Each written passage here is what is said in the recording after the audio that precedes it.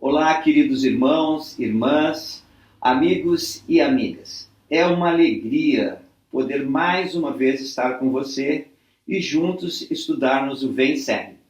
Faço muito bem-vindo todos aqueles que se inscreveram aqui no nosso canal do YouTube e fazem parte agora deste grupo de estudo das Escrituras. Este ano estamos estudando Doutrina e Convênios no Vem Segue.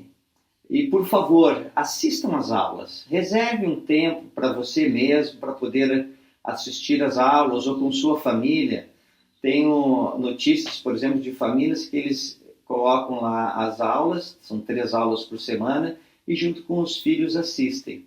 Alguns são ex-alunos meus do Instituto, que hoje estão com seus 40 anos, e às vezes eles comentam que eu tenho alguns cacuetes, eles ficam rindo. Sejam bem-vindos todos vocês, tá bom?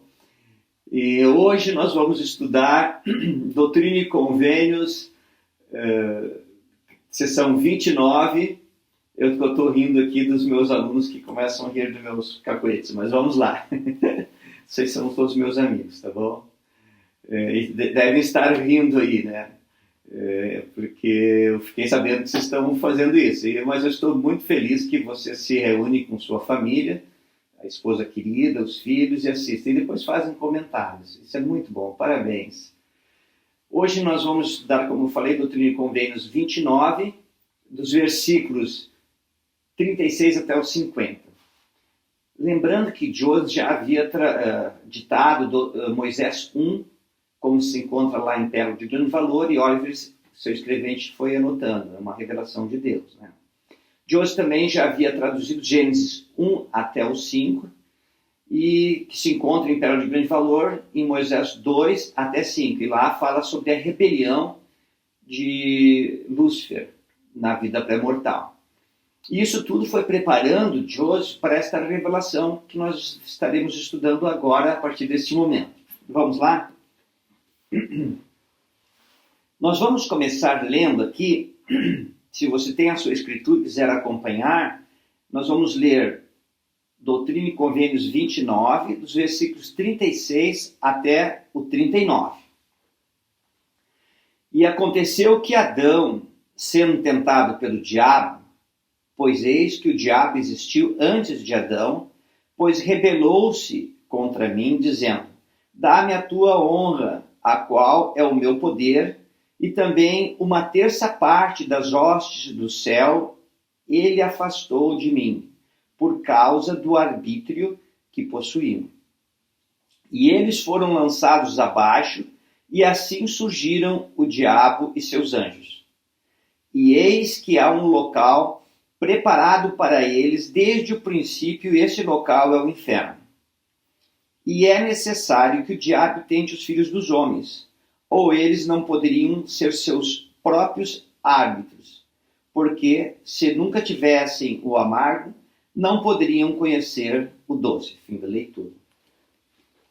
Aqui fala que o diabo era antes de Adão, né, da vida mortal. Na vida pré-mortal, o diabo ele era conhecido como Lúcifer, né, um anjo de luz, e um dos primeiros filhos espirituais do nosso Pai Celestial, tinha grande poder na vida pré-mortal. E quando o nosso Pai Celestial apresentou o plano de salvação, o plano de felicidade, Lúcifer, ele propôs um plano alternativo. No plano alternativo de Lúcifer, ele disse que não perderia nenhum dos filhos espirituais de Deus. Ninguém teria o livre-arbítrio, não. Ninguém teria o arbítrio, né? Livre-arbítrio não existe, tá bom, irmãos? Ninguém teria o arbítrio. Ninguém teria o arbítrio para poder exercer suas escolhas. E na verdade, Lúcifer queria ter o poder de Deus e estar acima de Deus. E ele foi tão persuasivo que 1/3 das hostes de Deus se rebelaram contra ele. diz que as escrituras que teve uma guerra nos céus, mas não foi uma guerra como nós vemos hoje, de armas e coisas assim, mas foi uma guerra de palavras, de convencimento, de poder, e Lúcifer foi expulso. E para onde eles vieram? Aqui para a Terra. Lembra que Lúcifer, ao vir para a Terra, ele não tinha o véu do esquecimento, como eu e você temos, como toda a humanidade tem. Então ele sabe muito bem quem você é e o papel que se tinha lá na existência pré-mortal e como, de uma maneira valente, você defendeu o plano de nosso Pai Celestial. Prova disso é que nós nascemos na Terra. Lúcifer e seus anjos não terão um corpo físico nunca, tá bom? Muito bem. Depois, vamos cacuetinha, vamos lá, versículo 40. No 40 fala assim, ó: portanto aconteceu que o diabo tentou Adão, e ele comeu do fruto proibido, e transgrediu o mandamento, pelo qual se tornou sujeito à vontade do diabo, porque cedeu à tentação. Portanto, eu, Senhor Deus, fiz com que ele fosse expulso do jardim do Éden, de minha presença, por causa de sua transgressão, na qual ele se tornou espiritualmente morto, o que é a primeira morte, a mesma morte que é a última morte, a morte espiritual, que será pronunciada sobre os iníquos quando eu disser: apartai-vos, malditos. Umas explicaçõezinhas aqui. Quando Adão e Eva estavam no jardim do Éden, a terra vivia um estado paradisíaco. E eles teriam vivido para sempre lá, até o dia de hoje, para todo sempre. Não houvesse eles partilhado do fruto, que nosso Pai Celestial lhes disse que não deveriam comer. Todavia, eles poderiam agir segundo sua escolha. Mas no dia em que comesse, morreriam. E Eva foi a primeira a partilhar do fruto. Tá? A primeira que partilhou. Depois, Adão partilhou. E quando Deus percebeu, viu essas coisas, ele fez com que eles fossem expulsos do jardim. Uma coisa importante, aqui a primeira coisa que eu queria falar é: o que é transgressão? Qual a diferença entre transgressão e pecado? Pecado é quando você quebra um mandamento de Deus. Transgressão é quando você tem dois mandamentos e você tem que escolher entre um dos dois. Deixa eu dar o exemplo aqui de Adão e Eva. Eva havia comido do fruto e então ela teria que sair do jardim e Adão permaneceria só. Mas nosso Pai Celestial também havia ordenado a Adão e Eva que eles se multiplicassem e enchessem a terra e tornassem-se assim os pais de toda a humanidade. E Adão se viu entre esses dois mandamentos. E ele escolheu participar do fruto e, junto com Eva, se tornarem os pais de toda a humanidade. E ambos foram expulsos. Então, ele tinha dois mandamentos. Ou você fica aqui sozinho, ou você acompanha Eva. Para acompanhar Eva, você tem que partilhar do fruto. E aí a humanidade toda cresce. O mandamento primeiro era: crescer e multiplicar-vos, e enchei a terra. Então ele ficou entre os dois. Se ele ficasse, não poderia haver uma posteridade. Então ele decidiu o quê? Continuar junto com Eva, e eles então transgrediram. Na verdade, vamos imaginar Adão e Eva como crianças bem ingênuas, puras, totalmente, e elas foram enganadas por Deus. Tá bom? Daí, ao serem expulsos, aqui no 41 fala que ele se tornou espiritualmente morto, a primeira morte. O que significa isso? Que ele havia sido afastado da presença de Deus, né? Morte espiritual. E ele fala aqui que espiritualmente morto, ele fala aqui e fala depois também. Então vamos entender isso, né? A primeira morte aqui. Quando Adão e Eva partilharam do fruto e foram expulsos, isso é conhecido também como a queda de Adão. E Com essa queda de Adão, a mortalidade veio sobre todos nós. Com a expiação de Jesus Cristo,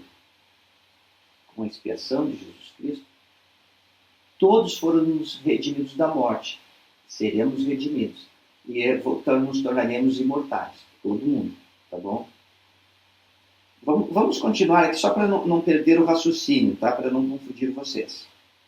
No 42 diz assim: Mas eis que vos digo que eu, o Senhor Deus, permiti a Adão e sua semente que não sofresse a morte física, até que eu, o Senhor Deus, mandasse anjos para pregar-lhes o arrependimento e a redenção por meio da fé no nome de meu Filho unigênito. O Filho unigênito é Jesus Cristo. No 43. E assim eu, o Senhor Deus, determinei que o homem... Desculpa, vamos de novo.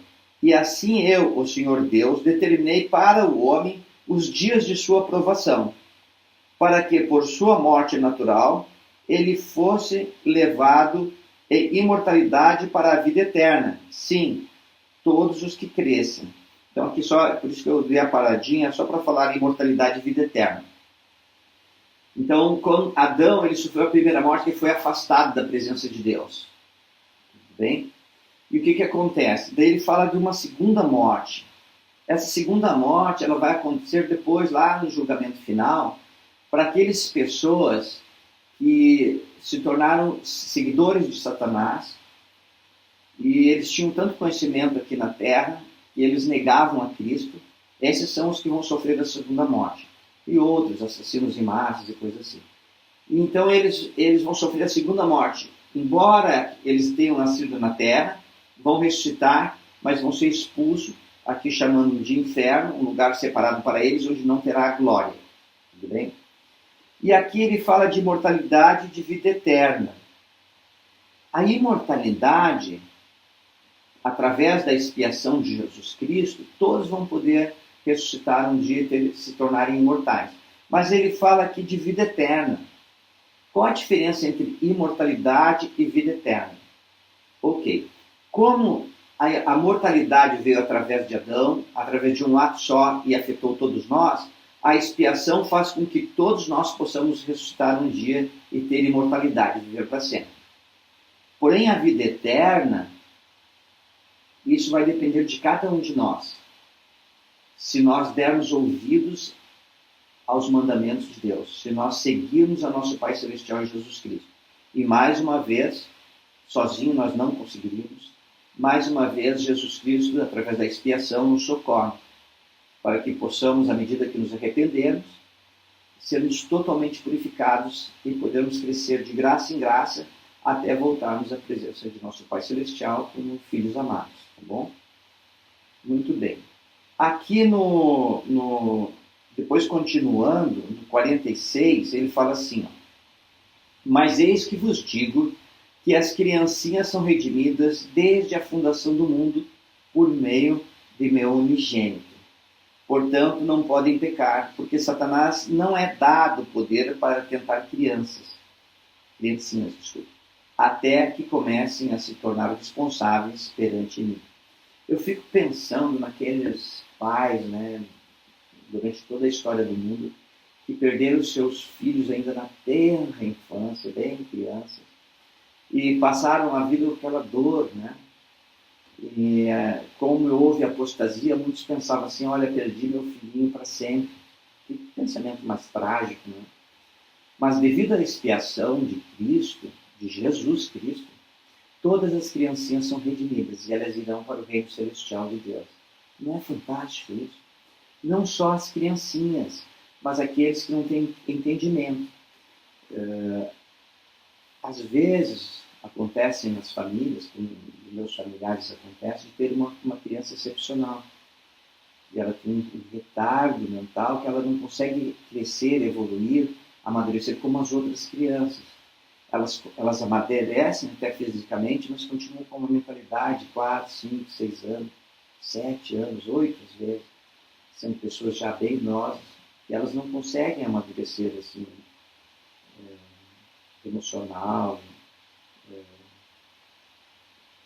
Me falta até palavras, né, devido a esse retardo que elas têm. E essas crianças, elas também irão para o reino celestial de Deus, devido à expiação de nosso Salvador Jesus Cristo. Em nossa família, eu tenho uma prima muito querida, já é quase da minha idade, que ela é excepcional. E meus tios, meu tio e minha tia, com todo amor e carinho, cuidam dela sempre. E elas falam da Nica, né, da seguinte forma: é o nosso anjo. Olha que maravilhoso. Imagine nós, irmãs, este anjo, este anjinho, ele vai para o reino celestial de nosso Deus. Não é maravilhoso isso? Muito bem. E assim, nós estudamos essa parte de Doutrina e Convênios, que é do 29, Doutrina e Convênios 29, do 36 ao 50. Falamos sobre transgressão, o que é transgressão, diferença entre transgressão e pecado. Falamos da primeira morte, da segunda morte. A segunda morte só para aqueles que são os filhos da perdição. Todos os outros filhos receberão um grau de glória. Falamos da diferença de imortalidade, de vida eterna. Falamos da queda de Adão, que foi quando eles partilharam do fruto, que o Senhor disse que não era para comer, e eles comeram. Então isso é chamado de a queda de Adão. Falamos que o nosso Pai Celestial, ele manteve, preservou, possibilitou que Adão e Eva continuassem na mortalidade antes de atingir a morte física, um tempo para que fosse pregado a eles o Evangelho e a salvação através de Jesus Cristo. Falamos sobre as criancinhas que elas são... O Satanás, primeiro, não tem poder para tentar as criancinhas. E falamos que as criancinhas que morrem ainda na eternidade, elas vão para o reino celestial. Não só as criancinhas, mas toda criança que é excepcional, que não consegue ter entendimento, elas também recebem salvação no reino celestial de nosso Deus. E eu sou tão grato por Joseph Smith, o profeta, ter recebido essas revelações que traz tanto conforto e entendimento ao nosso espírito e nossa alma. E essa é a aula que eu deixo com vocês hoje, testificando que Jesus Cristo nos ama e que Ele nos ama tanto que deu sua vida preciosa para que todos nós pudéssemos um dia herdar a vida eterna, se seguirmos seus mandamentos. E eu deixo essa aula em nome de Jesus Cristo. Amém. Tenha um ótimo dia, foi um prazer, uma alegria compartilhar com você. Tchau!